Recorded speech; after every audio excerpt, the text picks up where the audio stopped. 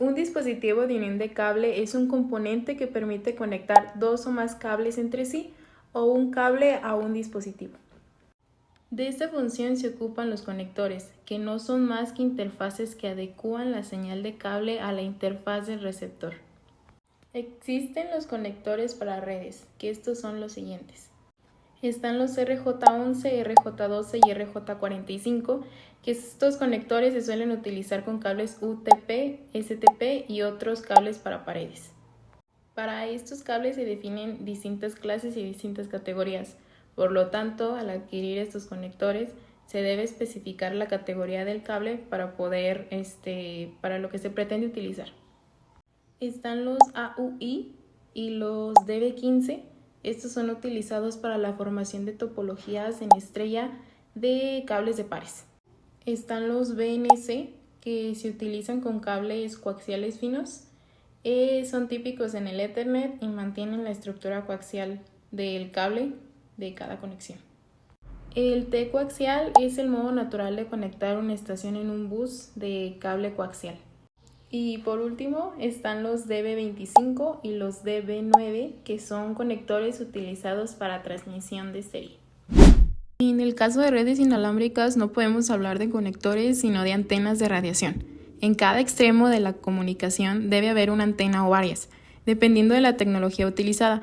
Por lo tanto, las antenas realizan la función de transceptores, puesto que convierten la señal eléctrica de los circuitos electrónicos en ondas de radio. También es muy importante tomar a consideración la conducción de los cables por las instalaciones arquitectónicas, tanto como los elementos que adecúan los cables a las tarjetas de red.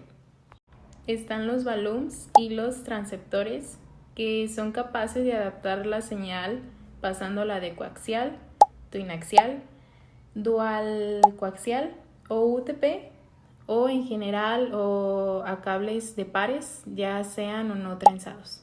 Y los rack, que es un armario que recoge de modo ordenado las conexiones de toda o una parte de la red. Los latiguillos son cables cortos utilizados para prolongar los cables entrantes o salientes del rack. También está la canaleta, que es una estructura ya sea de plástico o de metal, que normalmente está adaptada para estar en la pared o en el piso, que alberga en su interior todo el cableado de la red, de modo que el acceso a cualquier punto esté más organizado y se evita el deterioro más pronto.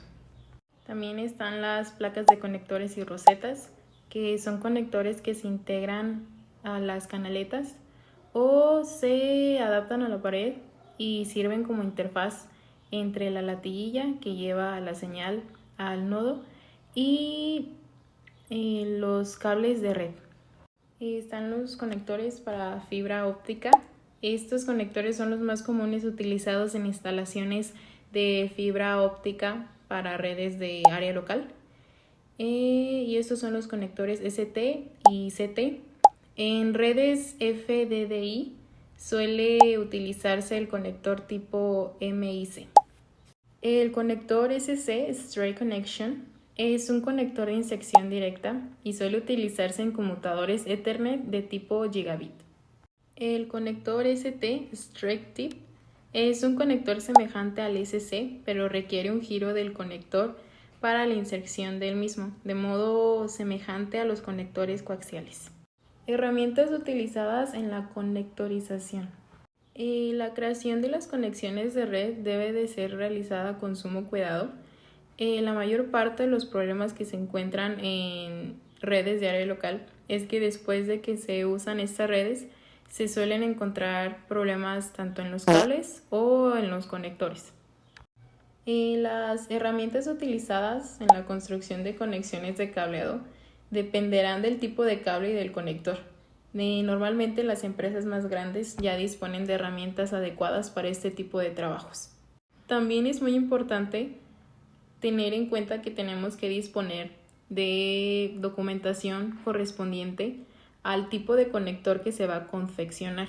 Para empezar están los macarrón termodetráctil, que estos se tratan de cables huecos con un material plástico termodetráctil, es decir, que se comprimen con el calor.